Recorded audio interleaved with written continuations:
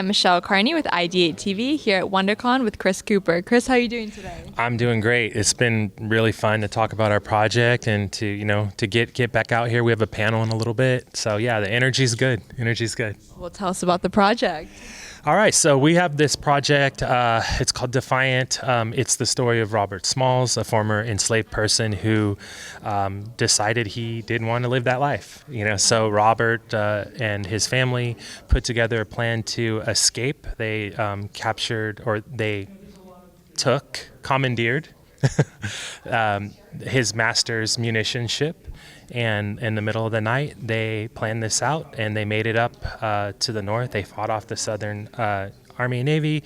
They made it to the north, and Robert Smalls became the most famous black man in America when he made it to the north. They're like, who is this guy, this one black guy that outsmarted the entire South? And here he is, telling about how he did it. So it was a brave act, to say the least. And our story talks about, why would someone do that? Why would someone risk everything to not only save themselves, but to try to save, essentially all people? So he ended up making it to the north. He became President Lincoln made him one of the first black military officers, and he ended up helping because he knew the waters. He went right back down and helped to win the war. And so after that, he became a congressman, senator. He started the first public school. So back then, if you were wealthy, your kids were educated. If you weren't, black, white, Native American, doesn't matter. You didn't get an education. So one of his first bills was to propose public education for everyone. So as we sit here and we talk about history and, black history, American history, Native American history, whatever, to me, it's all American history. So I unequivocally believe that black history is American history, and that's what it should be classified as. And so, we started this project in a much different environment. We started in the golden age of, I would say, DEI. You know what I mean? We had a lot of people that were supporting this project, politically, military, and we still do. And I want to be clear about that. We feel that we're telling American history, and no matter what's going on in the political scene, we feel like this story needs to be told. So we're not backing off. We've got Rob Edwards on board. Amazing writer, and this story's coming out. The graphic novel comes out this year in June. We're trying to release date on Juneteenth, and we're trying to make sure we have that ready for Comic-Con. We've already got thousands of copies pre-sold on that. We sold $150,000 worth of graphic novel items and related, graphic novels, comics, whatever, in 30 days on the pre-sale. And then we're talking to an A-list director right now, black director, that is, in the process of reviewing contracts, I'll say. So our hope is that by Comic-Con of this year, we're not only releasing the graphic novel, we're also announcing the movie project that's got green light.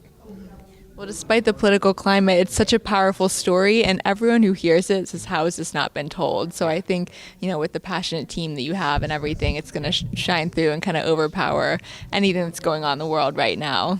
Yeah, absolutely. You mentioned our team. I mean, the team is strong. You've got Legion M and the whole board behind that. We have full support from Legion M.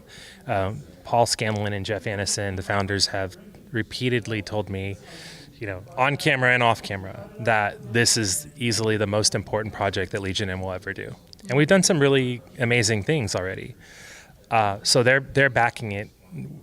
They're out there fighting for this project to be made. From the beginning, they brought in legendary people like Bill Duke.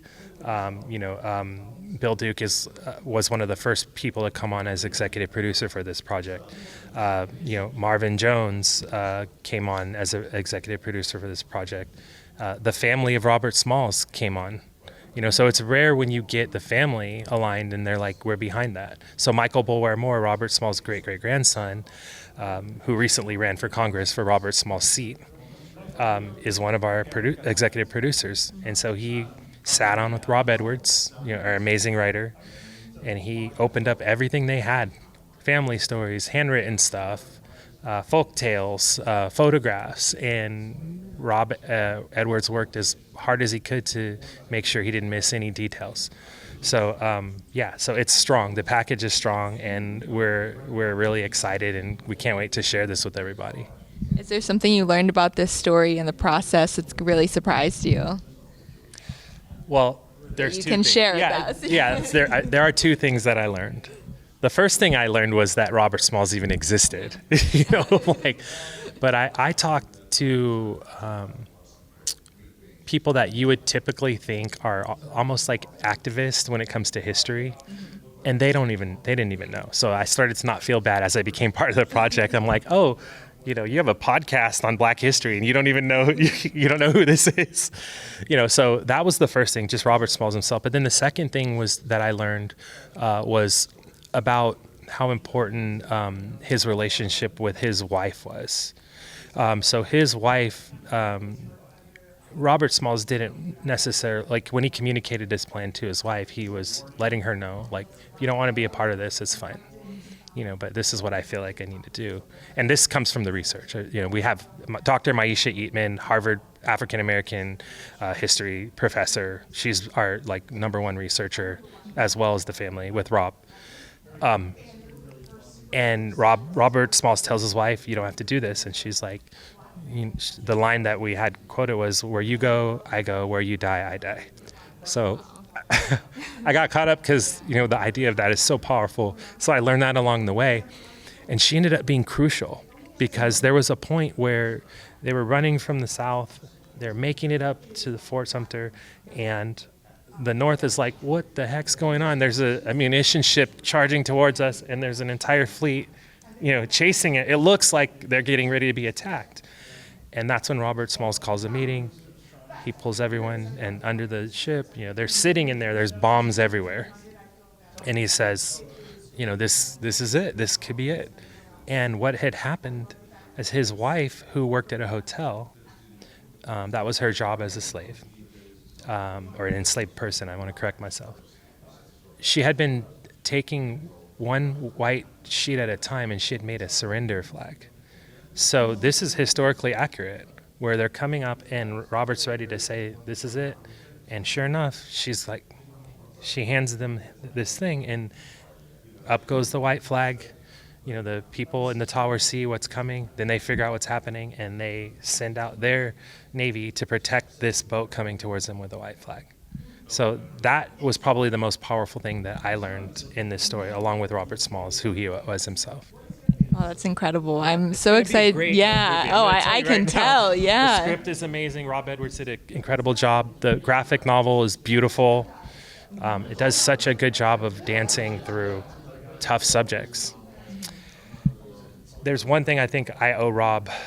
His concept idea was to not show slavery, what we would call Jim Crow, the evil of it all, as a particular person, because oftentimes you take the idea of evil and you say, oh, this person acted alone, or it's this person. But really what he did was he created this almost like an energy, like a spirit that overcomes entire groups of people. How else could you have people who go to church on Sunday and then they go to a hanging with popcorn and their little kids the same night? There's something that we did in the graphic novel that was Rob's idea, which is to show this spirit, almost like a frenzy that overcomes people and puts them into a different state. And we did that in the graphic novel, and I'm hoping that translates in the movie.